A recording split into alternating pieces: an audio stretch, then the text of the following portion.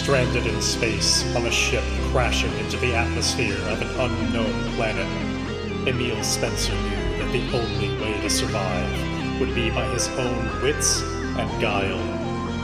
He vowed that somehow he would find and slay the titanic cosmic beast that put him in this predicament, VY572. With every installment, we follow Emile's explorations and discoveries on this journey of revenge against all odds. I'm Midnight Jester, and this is the Left Behind Starforge series. Welcome back to episode 2. As a brief recap of where we left off, the last episode showed our protagonist Emile Spencer in a desperate situation, trying to get off of a ship that was in the middle of deorbiting and eventually crashing into an unknown planet. Emile barely remembers his purpose on this ship, which was apparently pursuing a titanic leviathan of a creature, VY572, out into the outer reaches of space. It apparently didn't go too well, and now on this abandoned ship, Emile is desperately trying to get to an escape pod in time. We've learned that there's some manner of pod left behind in the depths of engineering. This thing, not necessarily completely functional, it was being serviced, and if we can get it operational and back in its tube, perhaps it can be launched in time to get to safety before the Reacher just crashes.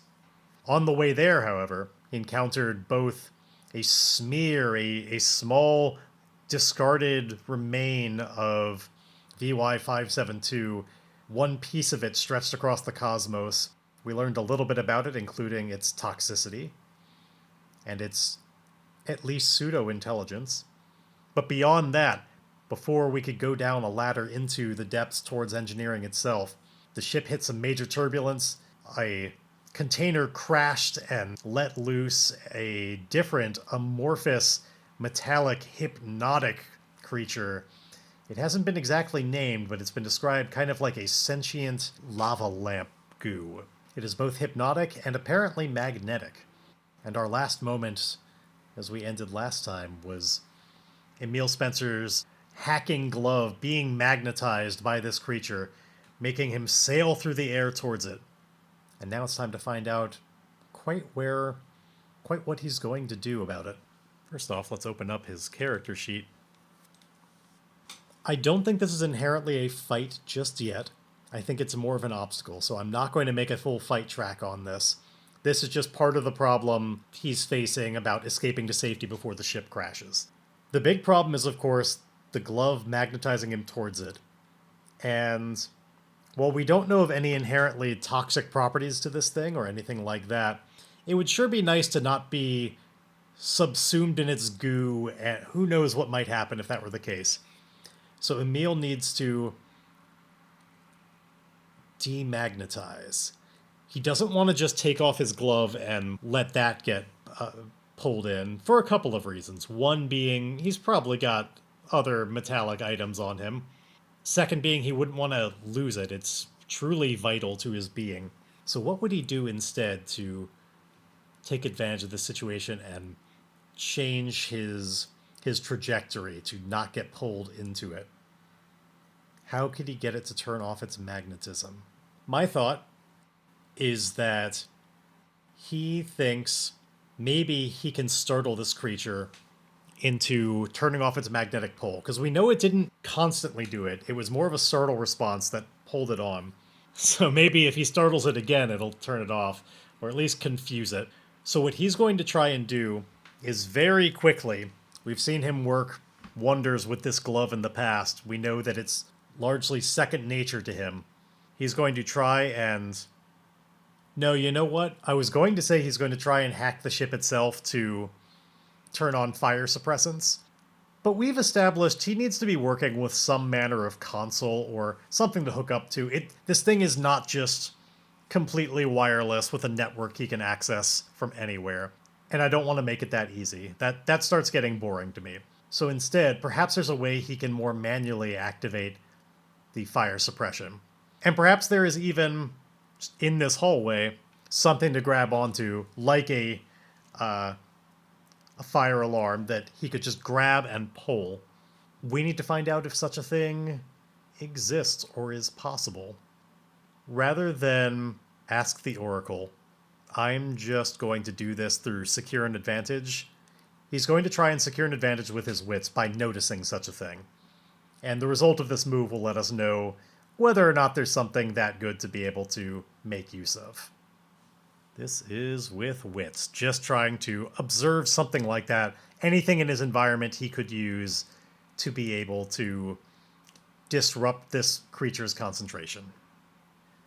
We got a weak hit. Unfortunately, having rolled a 10 on one of the challenge dice, there's not even any way to have potentially burned momentum on this or anything. Importantly, we do succeed on a weak hit. It just means that we can either take +2 momentum or add +1 to your next move, not a progress move. In this case, my momentum is relatively high. I'm going to go with adding +1 to my next move, interpreting this as how there is indeed coming up. It's a very brief moment. He'd have to be very quick in order to grab it just right. But there is something on the wall he could grab that could indeed activate fire suppression in this manner of emergency. And having seen it, he'll have a plus. He notices it early enough to be able to have an easier time grabbing it. And it's a good thing he has this +1 because this is definitely going to be an edge move. And while he's okay at edge, he's not nearly as good as he is with wits. So this time, this is indeed about facing danger. I need to remember to do this in the scene challenge move. So he's going to be facing danger with edge, seeing if he can both grab onto this fire suppression thing quickly enough, and then potentially hold on, which would keep him from being pulled towards it even more. Actually, I suppose really he could have grabbed onto anything, but in this case it's kind of a 2-for-1. Face danger with edge, and a +1 from the previous move. Let's see how this goes. Strong hit. Excellent. On a strong hit, you are successful and mark progress. On a strong hit with a match, mark progress twice. Oh, you know what? I suppose that version is more related to if I were making a move that is directly about the escape to safety before the ship crashes, but I'm not really. This really is more the strong hit from regular face danger. Let's see what that is. That would be, you are successful, take +1 momentum, which is definitely more what's going on. Importantly, this doesn't take so much time that we wind up ticking up the clock, but this definitely is not worth ticking up the progress bar on escaping to safety before the ship crashes. So what this really means, in addition to the +1 momentum, is that Emile is indeed successful at very quickly, almost reflexively, reaching out.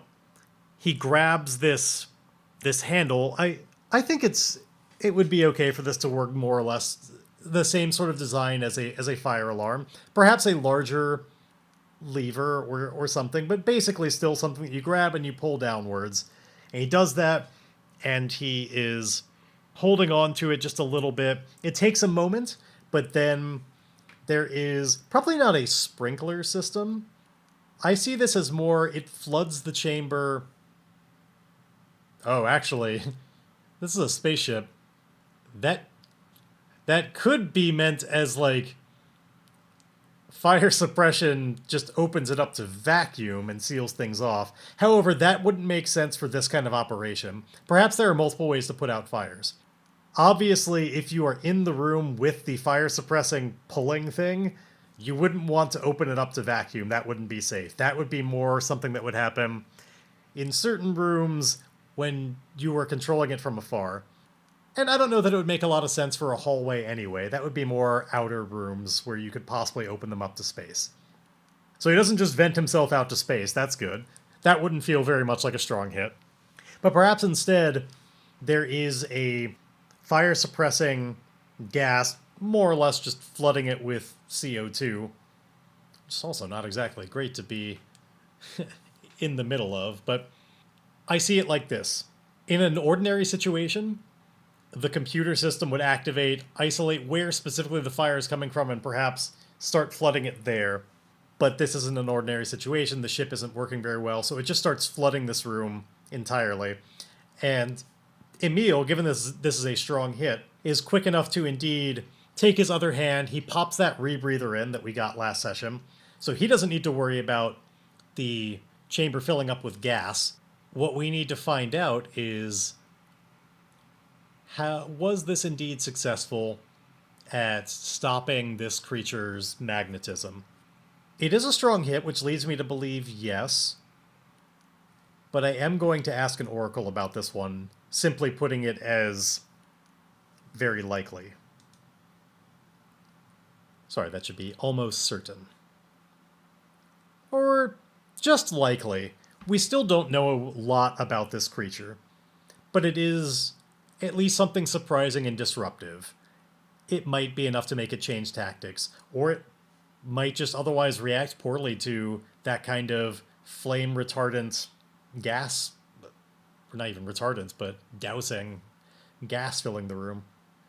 So the question is, does it halt its magnetism with likely being the odds? Yes. Pretty solid yes at that as well. I think that might have just barely not worked on unlikely, but it would have hit a 50-50. As a result, a moment after he's hanging off of this wall pole, the magnetism stops, at least briefly. I do want to know a little bit more about how this creature reacts in addition to that. How does it need to breathe oxygen? Is this disruptive to it? This is just going to be a 50-50 on, does this creature react in any kind of adverse way to the room flooding with gas? Is this harmful to the creature, I should say. Is it harmful? No. The creature is not especially bothered in that sense, it's just startled. Next question, does the creature leave this hallway? Putting that as unlikely. Yes, even on unlikely, it does actually leave this hallway. So perhaps what happens here is, it had initially done its magnetism out of kind of a startle defense mechanism. The gas happens, that disrupts it. The creature sees its moment to escape. What it thinks is a person perhaps it thinks that Emile is trying to just get him back in captivity. And seeing that Emile is not directly going to him like that, able to seize him, the creature instead sloughs itself into the ventilation system, and we don't know where it winds up. It just kind of goes through a grating, blorps on the other side, and it's gone. And as a result, Emile doesn't have to worry too much about it. So let us move on, continuing with our exploration, trying to reach a new waypoint. This is our continued undertaken expedition. This time, we had been otherwise moving at speed. I do wonder if it finally makes sense for Emile to be staying vigilant now that he's encountered a couple of creatures. Weird things have been happening, and he doesn't want to be caught off guard. So I do think he slows down a little bit, and perhaps, we described previously how he's right by a ladder to go down. He takes his moment to indeed look down the ladder before just blindly climbing, shining a light down there, really trying to analyze and look before he leaps on this stretch. So it slows him down enough that I think that now even weak hits should probably fill this progress clock, as opposed to just misses, because we're actively going slower now, and I want to represent that. Let's see how this goes. Going with wits. Thankfully, this was still a strong hit, so we still don't have to fill that progress clock anymore. On a strong hit, you reach a waypoint, envision the location, and mark progress per the rank of the expedition. So let's first mark progress on the way to engineering. This being dangerous, that marks 2 more boxes out of progress. As a reminder, we are currently sitting at 6 out of 10 boxes on the journey to engineering. We don't necessarily have to fill the entire thing, but the more we fill, the more likely it'll go well when we resolve having gotten there. But let's find out a little bit more about this waypoint. So like last time, let's determine what section of the ship we have now reached once he is potentially at the end of the ladder. That depends a little bit on what we pull up. We are pulling up derelict oracles, because this whole empty ship is being treated like a derelict, even if it is relatively recently abandoned, we assume. We actually don't know how long ago. That might be something to explore in the future. How long was Emile out and abandoned? We don't know how long ago everybody else left this place. We just know it's empty now. So in rolling up a new zone, derelict zone for a starship, we get... This is production, which definitely makes sense. If we're heading towards engineering, we're getting into more industrial kind of areas, and we've reached production. We need to determine a little bit more about what they produce and what specific production zone. This area is...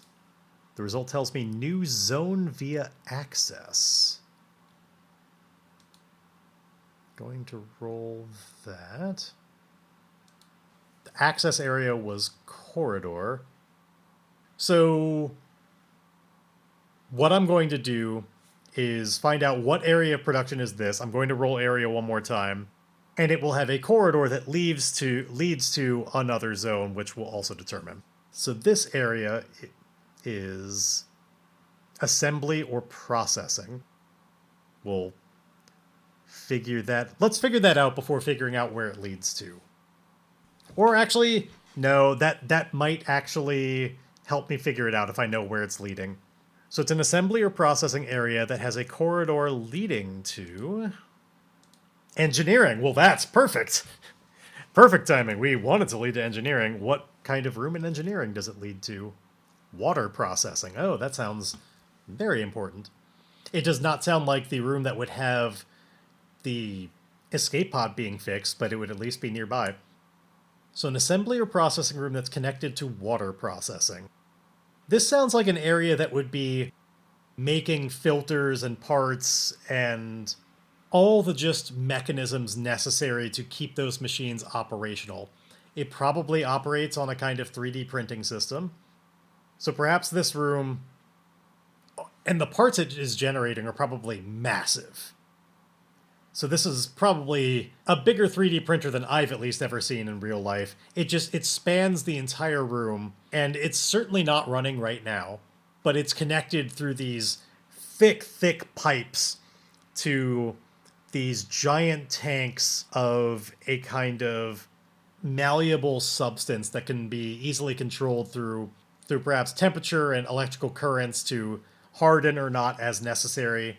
There's a terminal off to the side where one can control and upload designs. There's a sophisticated gantry where everything moves along an X, Y, and Z axis to be able to extrude this correctly. And yeah, this entire room, probably a very dangerous area to be in if you don't know what you're doing. I'm sure there are safety protocols and ways to lock it off to make sure that nobody can get in the way of this great machinery, but obviously none of that is up right now. It's a whole platform that you could explore. Perhaps for interest, maybe it was in the middle of extruding something that got abandoned because they just had to. I want to know a little bit about what it was in the process of extruding, even if it doesn't matter that much because it's midway through, so it basically just looks like a big piece of useless metal. But it was... Let's use a descriptor and focus. Blighted industry is the result I get from descriptor and focus. Blighted industry. That makes me think of something medical, or at the very least for the biological containment areas. It was a piece being made for that. Perhaps it was a structural component for those. We talked about how the smear, they'd been doing testing on it by putting it in boxes and just various kinds of sort of tests of its capabilities to learn more about how it behaved. And honestly, this might just be doing that of a new it's like halfway through a new design of a box to be able to keep it in that would otherwise remove different sorts of sensations. Possibly this box actually even incorporates its own sort of magnetism inspired by the creature next door. Maybe even elements of it had been extruded in part of the mixture that comes out of this 3D printer. Ways that they could have... Yeah. There are like different nodes in this box that could have a magnetism turned on or not. And they were going to find out how this creature, how the smear would interact with it, whether it would go more towards that or not. Because their great research is about how does it know where the rest of its body is? What is it actually looking for? And they hypothesized maybe something about magnetism.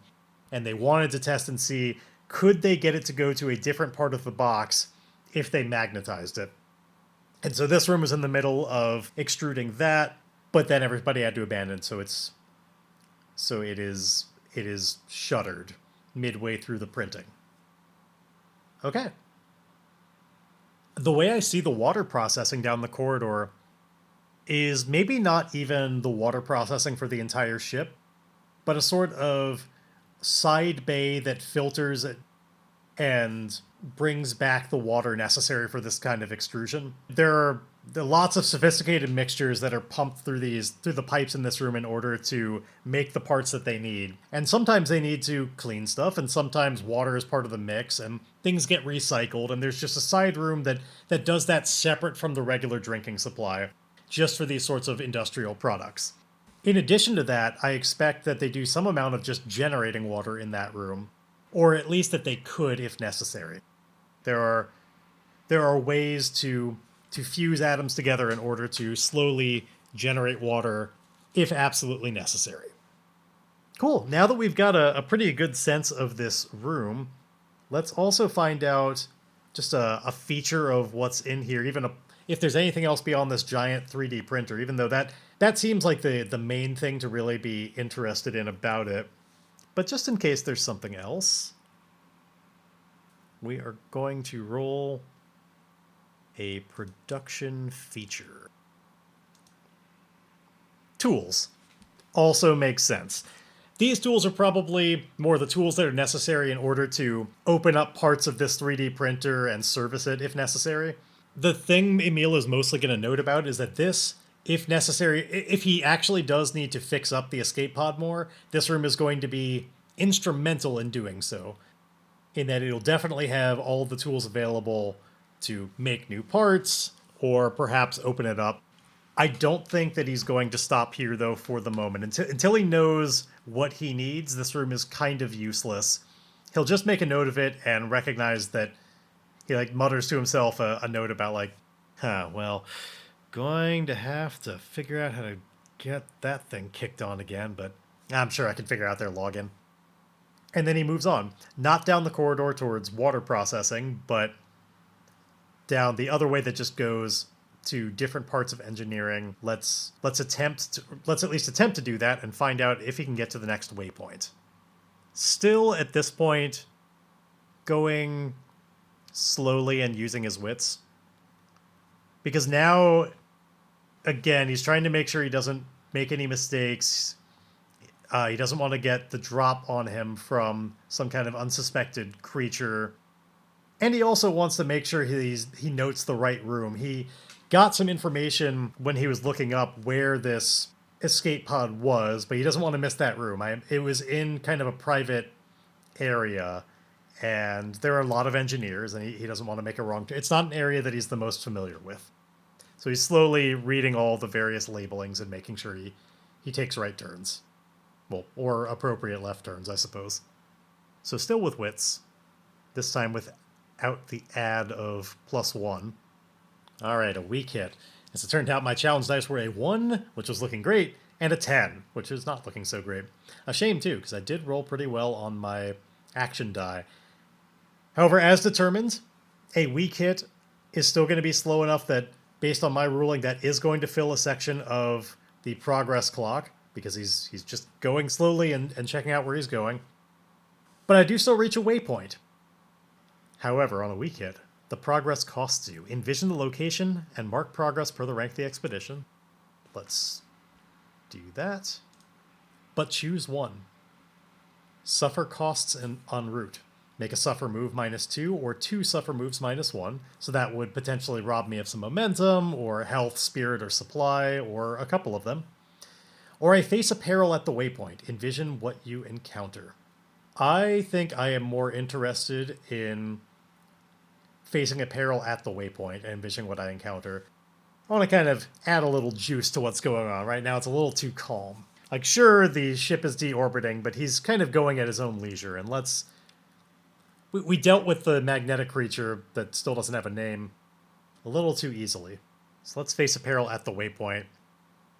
We're definitely in engineering at this point. I'm going to roll up what kind of room we are in when this peril shows up. The engineering area is vehicle bay or garage. It sounds like we have reached the place we need to be, or at least an adjacent one. We are very, very close to where they must be keeping this escape pod. And for the sake of things, I'm going to say it is the room. Emile did get there. So again, we don't have to technically fill the entire progress bar, but there's a trouble when he gets there. We're rolling up the peril on the engineering table, and it says precarious or broken path. I like that. Let's figure out what makes this broken. I don't want it to just be as simple as like a catwalk that has a section broken away and he has to leap over it or whatever. We could do that, but I want to see if we can do one better. Something a little bit more sci-fi that's problematic about this. So what makes this path precarious? I'm going to roll descriptor and focus. Colossal refuge is the result. Which sounds like there's just a giant, just something garbage in the way. Something, you know what it is? The escape pod itself. So we've reached the room, but because of all the rocking around the ship has done, this thing has gotten out of position where it's supposed to be, and literally it's blocking off the door. Like, we've reached it, and it's not the side that has an entrance on it. It's just a giant piece of metal. Emile opens up the door, and it's just completely blocking off his path.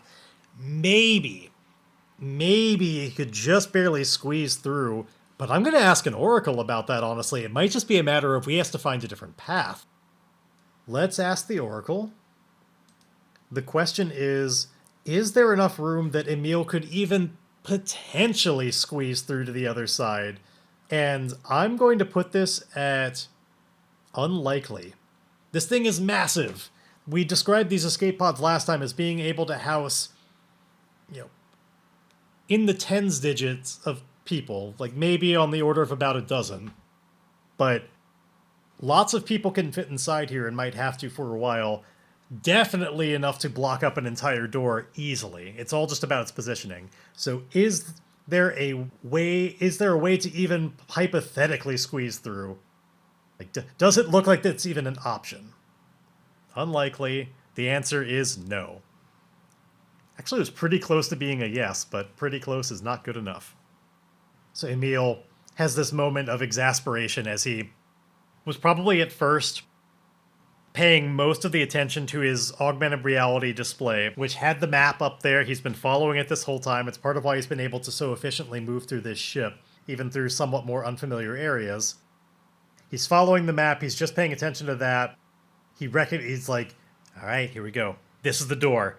Punches in the code, opens it up, and then his eyes shift focus from the augmented display to the room beyond it. Because at first it just looks like it doesn't really stand out to him. It just kind of seems like the door is still closed. And it's only after that moment that his eyes adjust and he recognizes, oh wait, no, the door is open.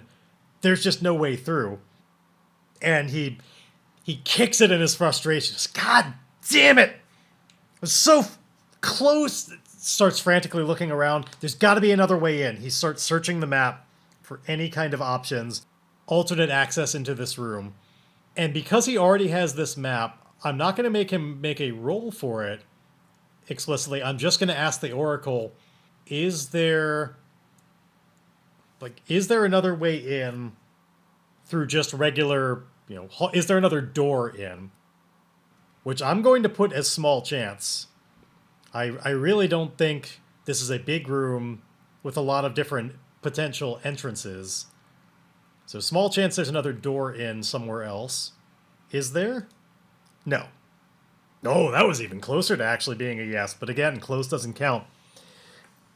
Is there ventilation access nearby? That seems likely, I mean, or almost certain, really. There've got to be ways through. There has to be ventilation.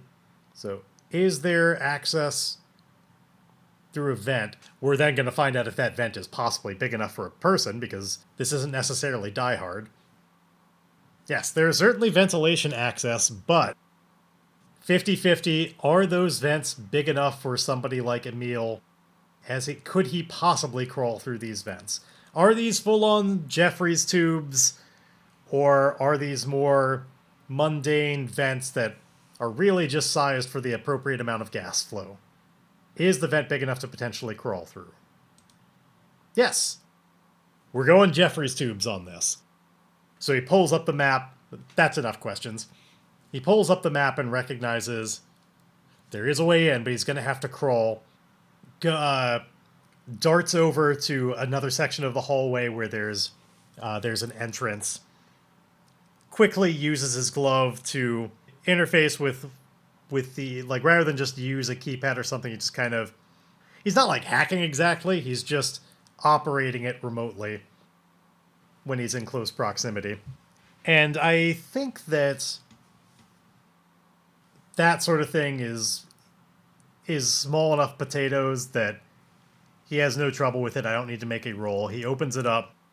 The real roll just comes from his ability to squeeze through the vent and get in there.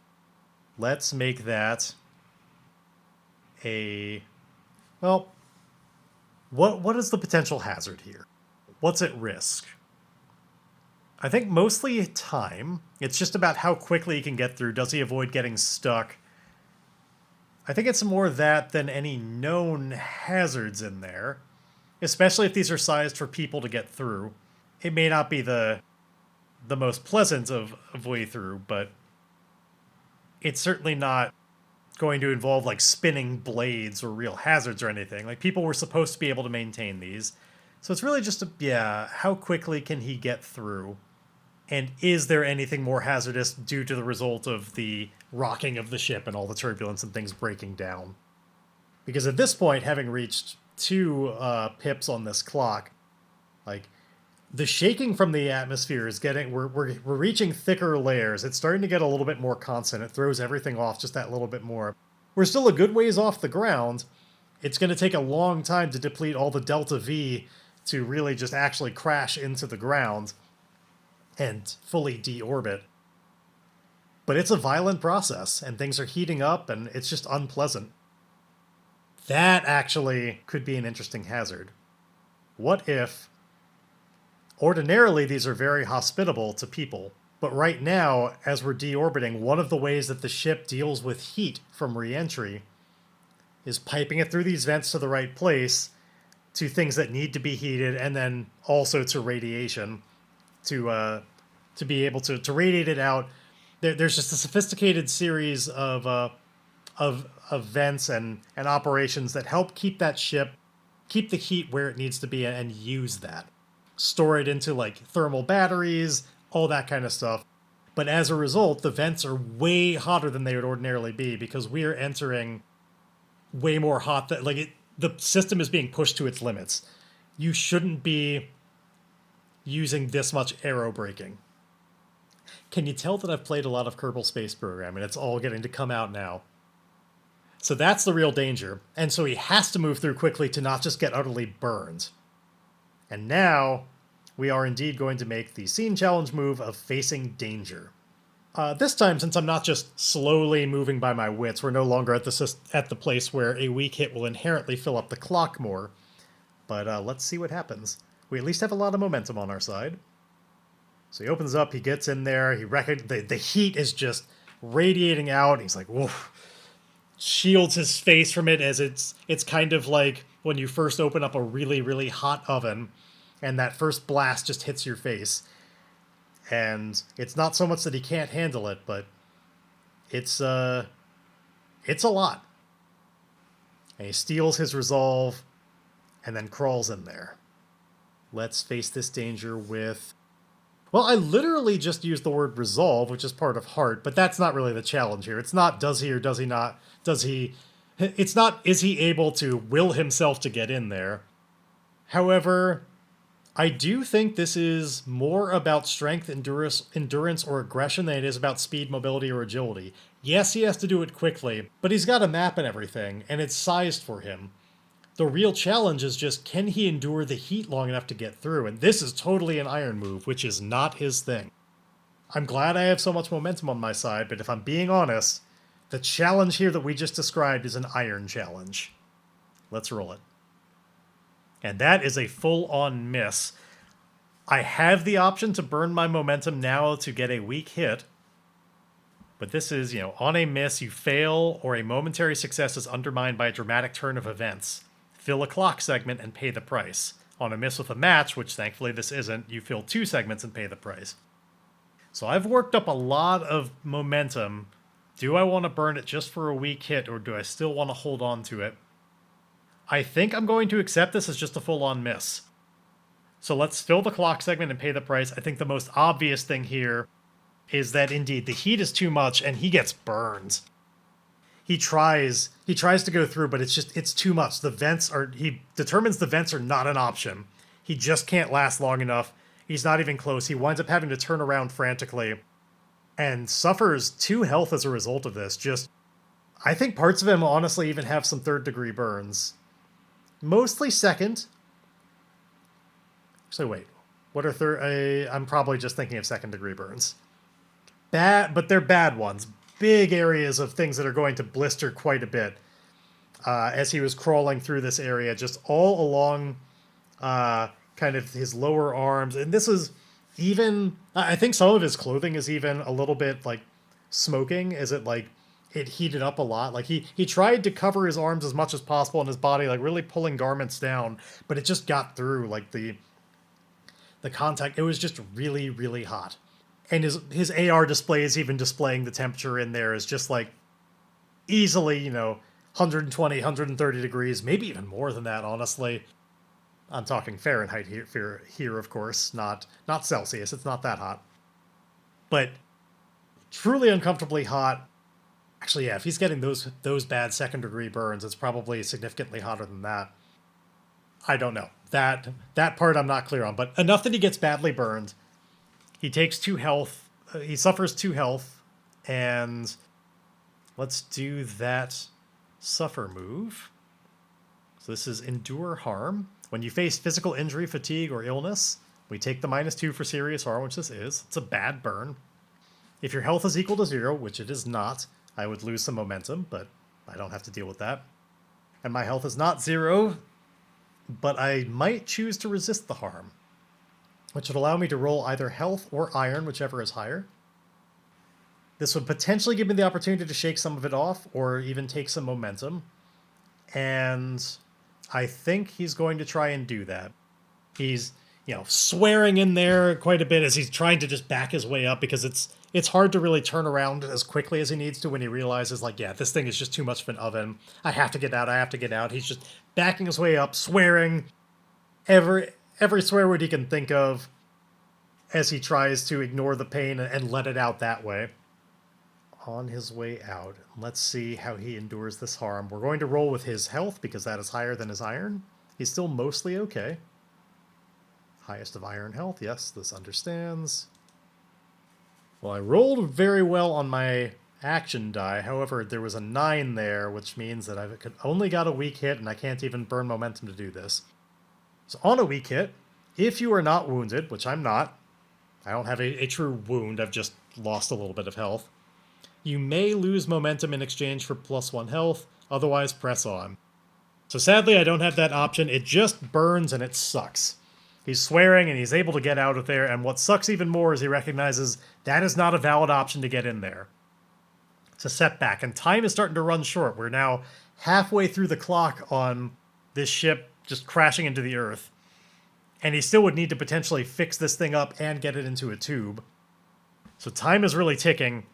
He's thinking desperately on what are other options. I can't get through the door unless I can somehow muscle that thing out of the way, but that's not his strong suit. there might be a way. A few options run through his mind. He could potentially try and get in through the outside. If he could get in a spacesuit or something, he could space... Well, it's not really a lot of spacewalk to do. That would be a terrible idea. He's not in space. He's in atmosphere. Rocketing by, he'd just get burned up doing that. So let's not go outside the ship. We were just talking about how much heat there is. So the only other option he thinks of is that perhaps he can use that to his advantage. This thing presumably was not always blocking the door like this. That happened as a result of the turbulence and everything getting knocked out of position. Well, what if he could make the ship do something to hit some turbulence in a way that, or at least adjust its angle so that the thing rolls away from the door? Because he knows it's way too heavy for him to just heave it out of the way. So he could either make the ship try and roll a little bit to roll it out of the way, which would involve getting quite a bit away from here, or at least accessing a terminal that he could access some ship's controls, which may be a little bit closer, or manufacture something really quickly. Oh. We mentioned something occurs to him, but through the vessel of me. We were just talking about how what was midway through on the 3D printer involved magnets. What if he finished that printing, or at least stole one off of that, like finished a design such that he could use that magic, not magic, well, kind of magic. We're getting a little bit into Treknobabble kind of stuff, which is sort of magic. What if he finishes the design in such a way that he could use that magic to...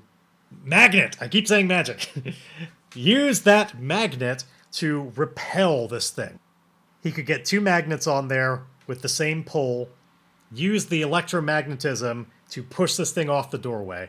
That seems like an Emile Spencer kind of way to deal with this problem that would not be too far to go. So he races back towards the production room, already thinking through designs based on what he saw, like how he could get it to finish off just a couple of the magnets in there. Or even, let's see, when we get there, he's going to very quickly try and look and see, are there enough, magnetic nodes finished that he could already pry them off of there, or does it still need to go? That I'm going to do with a wits move. Because even if they're there, he may not be familiar enough with the design to figure out that it's already done. So I'm going to have him gather information, because he is searching for clues, conducting an investigation, analyzing evidence, or doing research. Actually, no, that's not really what he's doing.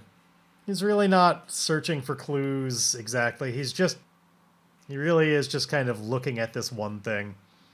He's more securing an advantage. He's assessing a situation, making preparations, or attempting to gain leverage. But he's doing this with expertise, focus, or observation. Let's secure an advantage here. Doing it with wits. Strong hit with a match. Thank you, baby. On a strong hit, you are successful. Take +2 momentum, which maxes me out. I am now at a full +10 momentum.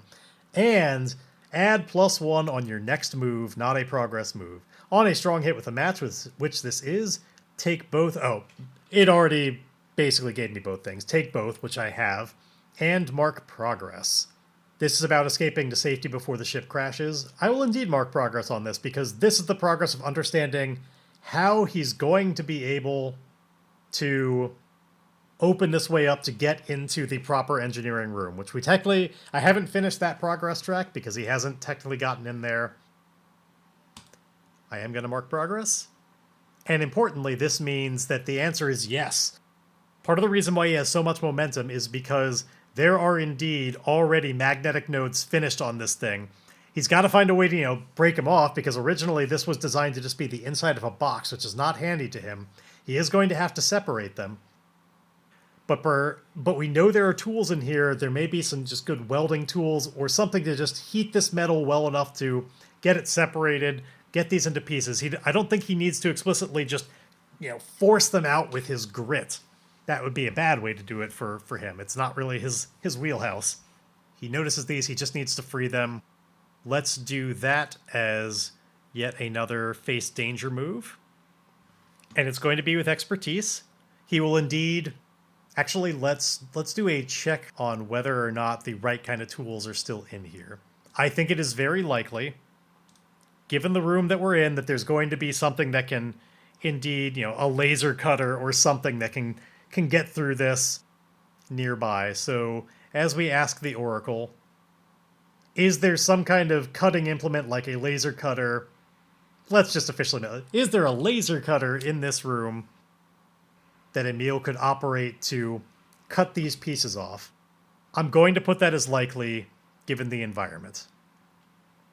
The answer is yes, and a solid yes at that. So Emile takes this cutter and starts going to work, using precision to get these nodes off of here, ready to be able to blast that thing out of the doorway. Face danger with wits. We get a +1 on this move because of the last one. Our securing advantage with a match made this happen. Oh yeah, a solid, strong hit there. We don't have a match this time, but we are successful in mark progress. On a strong hit with a match, we mark progress twice, but we don't have that. So again, we'll mark progress on escaping to safety before the ship crashes, because now we actually have these nodes ready to go. So he's got one in each hand. Actually, he just makes the nodes opposite polarity so they stick to each other. That way he only has to carry one. So he does that quickly, holds it like a football. I see these nodes as being indeed working together. Like they're big discs. Each one has some pretty powerful magnets in them, partly because it's using some of this magnetic fluid from our amorphous creature friend. And that magnetism seems to be very strong. Each one of them is probably about the size of like a cat's head. And then together they're pretty big, and maybe you get to the size of about a football. So he's got them cupped in his arm like that, races back to the blocked off room, and sets up his little magnet implement to be able to indeed blast this thing away. We're going to do this as one final face danger with expertise to indeed be able to set this up right, to blast the thing away, and hopefully not completely destroy the escape pod or wreck it anymore. It's all going to be about dialing it in to the appropriate amount. He sets it up in the room, but obviously he can't take too much time to calculate exactly what he'll need. And the way I see it, this little node probably doesn't have enough in it to just kind of like slowly dial it up. It's designed so that it can do like a quick little pulse.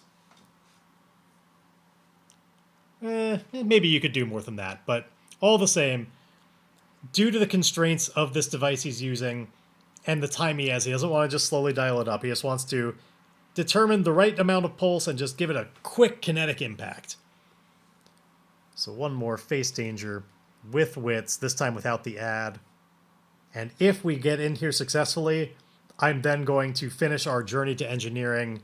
I'm not going to fill up the rest of the track. I'm just going to test it as is. We have a weak hit, and again, one that I can't even burn momentum to try and make better, even if I wanted to. So on a weak hit, you were successful and mark progress. That's progress on our escape to safety before the ship crashes. But also encounter a complication or setback, envision what occurs, and fill a clock segment.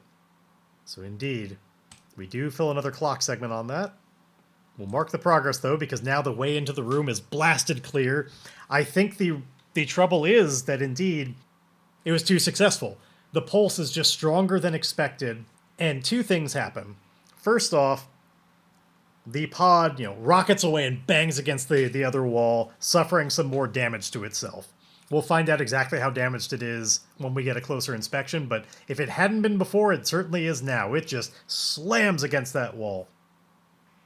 The other thing is that the other node that was attached to, nestled into something or like cupped onto the ground also gets blasted too hard away from the other one and starts just end over end rocketing towards Emile. And he's got to dodge out of the way as quickly as possible before it smacks him just directly. So before we can go in there, I'm going to make that move. Can he avoid getting just slammed, possibly even in the side of the head with this thing? Hopefully not there. He faces danger. This time, definitely with edge. With a weak hit that I could turn into a strong hit. Now, I've built up a lot of momentum here that I could easily do this on. The biggest reason I want to is because this would fill another clock segment if I don't, and we're almost out of time here. I need the time. So I am indeed going to burn my momentum just to not fill in a clock segment. We've only got 2 left to fill before this thing utterly crashes, and we are not quite ready to do that. So much as I hate to do it, having built it all the way up here, we'll just start building up momentum again. Let's make this a strong hit. It is indeed. So I'm successful in mark progress on escaping to safety before the ship crashes. Actually, is this directly related to that? Yeah, I mean, I suppose it at least avoids him getting smacked with something flying at him, so he is more personally safe. Sure. I'll follow the rules and fill that in.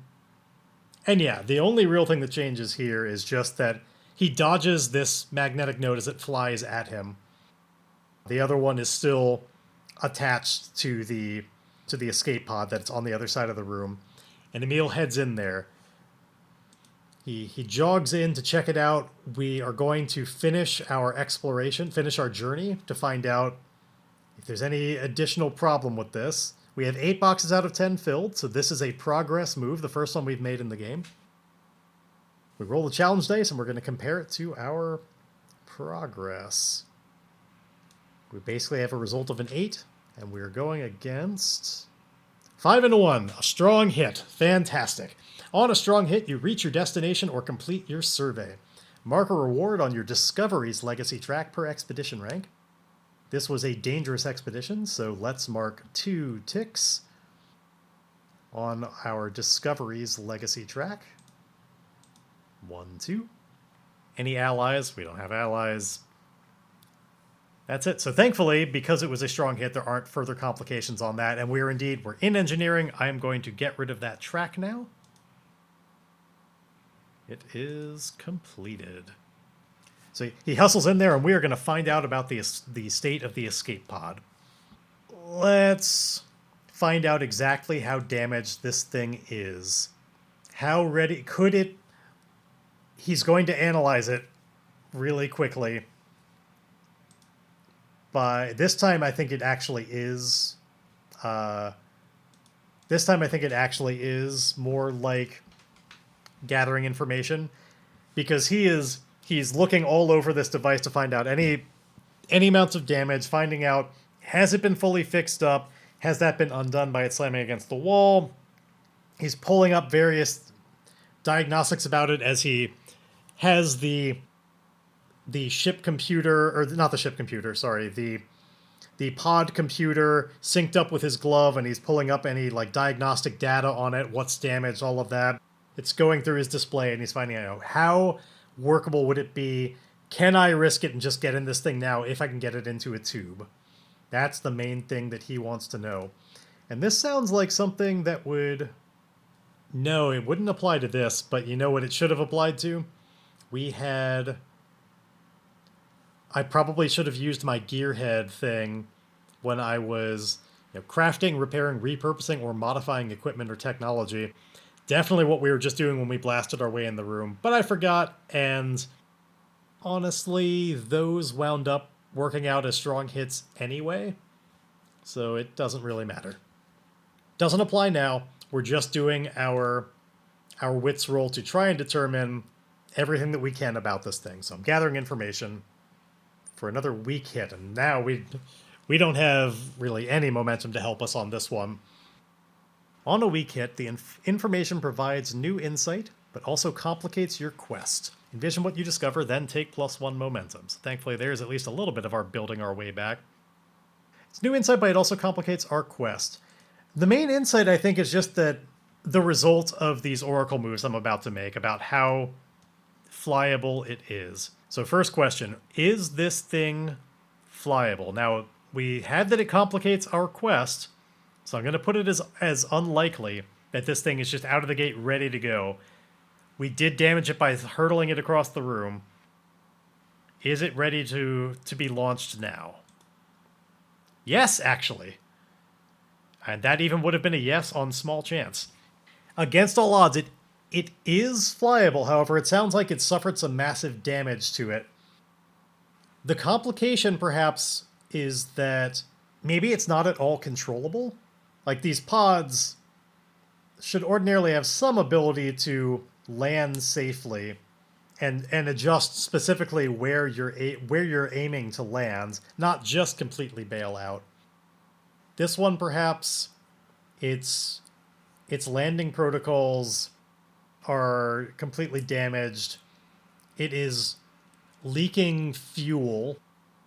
Yeah, let's do it like that, where the smack that it took across the room, it's ruptured its fuel, so it could be put in a tube, and that tube could launch it, but then right now it's leaking that fuel so quickly that it, as is, would probably not really be able to safely then adjust its course and hit the ground in a nice, slow, careful way. You may survive the impact. It wouldn't be as bad as like being in this ship when that hit the ground. But you definitely want to be buckled up, and you still might take some harm doing that. So the diagnostics open up and show that, fuel pressure lost. He follows it through and identifies that there seems to be this leak, and he's got to be able to patch it up. And this time I will indeed remember that I'm a gearhead and use that in order to repair this. So I think what he's going to do is, again, hustle back to the other room where we had that laser cutter that we know enough, and use that from at least a little bit of a distance to just enough to kind of weld some material back together. It just heats the lines enough to be able to do some welding, perhaps even uses some amount of the 3D printer material, harvest a little bit of that to be able to use as some welding material. Between that and the laser, he's going to try and repair this fuel line. This is definitely going against the clock. So a scene challenge move. Can he do this quickly enough? But because of his gearhead, he's going to get to add a +1 and take +1 momentum on the hit. This is not inherently a face danger. I don't think the danger is that he's about to blow himself up by welding the fuel. He knows what he's doing. I do think this is more just securing an advantage. He's making preparations in order to be able to get in this escape pod so that there isn't danger down the line, that it can operate its thrusters. This is going to be with his wits. It's expertise, focus, and observation. We get the +1 from our gearhead. The results are... Sadly, the challenge dice came to roll that time, and I only got a weak hit. But I do take +1 momentum on a hit, because it is still a hit, and my gearhead still helps me out there. In addition to that, I'm successful. I get to choose one. +2 momentum, or +1 on my next move, not a progress move. So how do I want to reflect this? I am successful at welding this shut and stopping the fuel leak, which is the main damage that we had here. I think that should be...